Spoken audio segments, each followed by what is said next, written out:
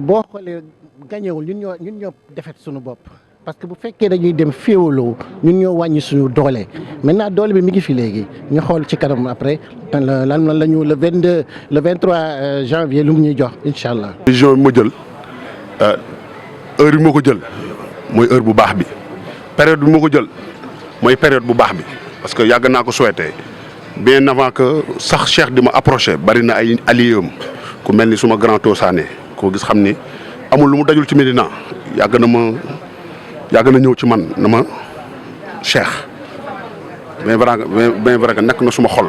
mais tey man Médina rek moo ma ñor te nag képp koo xam ne da nga engagé wu pour développer Médina man mënuma lu dul topp sa gannaaw te Cheikh c'est l'homme idéal pour la Médina loolu moom xanaa nga far feneen wala sa xol xam nga parce que tamit politique noonu la demee mais en tout cas li am importance mooy tey man Médina moo ma ñor te je m'engage te bi ma engagé woo pour la Médina yàgg na mais su ma amee koo xam ne tey lim mën ci Médina amaana mënu ma ko parce que li ma koy defal nii defalu ma ko sama bopp laa koy defal parce que tamit crème bi ñi fi daje tey ku mu dalu sa xel leneen du dal sa xel parce que ñi ñooy Médina parce que damay wax ni ànd ak 5000 personnes de qualité ànd ak 5 personnes yoo xam ne tey ñoo ëpp qualité fuuf parce que 5 personnes day ëpp valeur pour 10 000 personnes te loolu laa fi gis tey xar kanam yi ma gis fi tey nii man ça m'a rassuré te loolu moo am important ñi ma fi gis tey nii suñu yaay yi suñu sœurs yi suñu bàjjen yi suñu frères yi ñii ñooy Médina conviction am na ci yoo xam ay détails la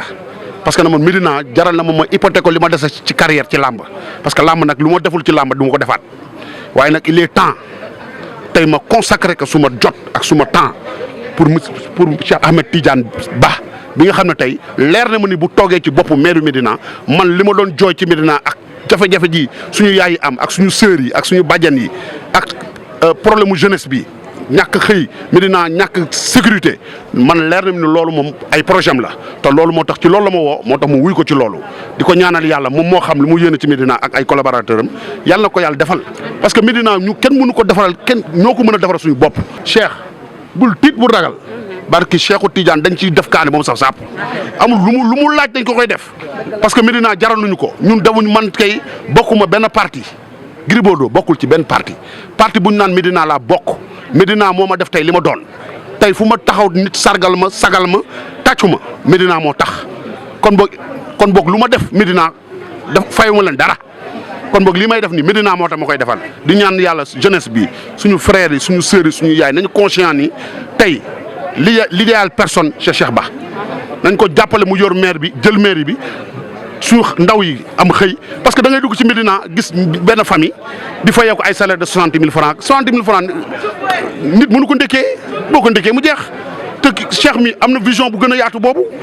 et tant d'autres li mu teg ci ay projet kenn xamul mu toll kon nag suñu yaay yi suñu papa yi suñu ndijaay yi suñu rakk yi nañu conscient yi ni l'avenir u Médina ci nit ki la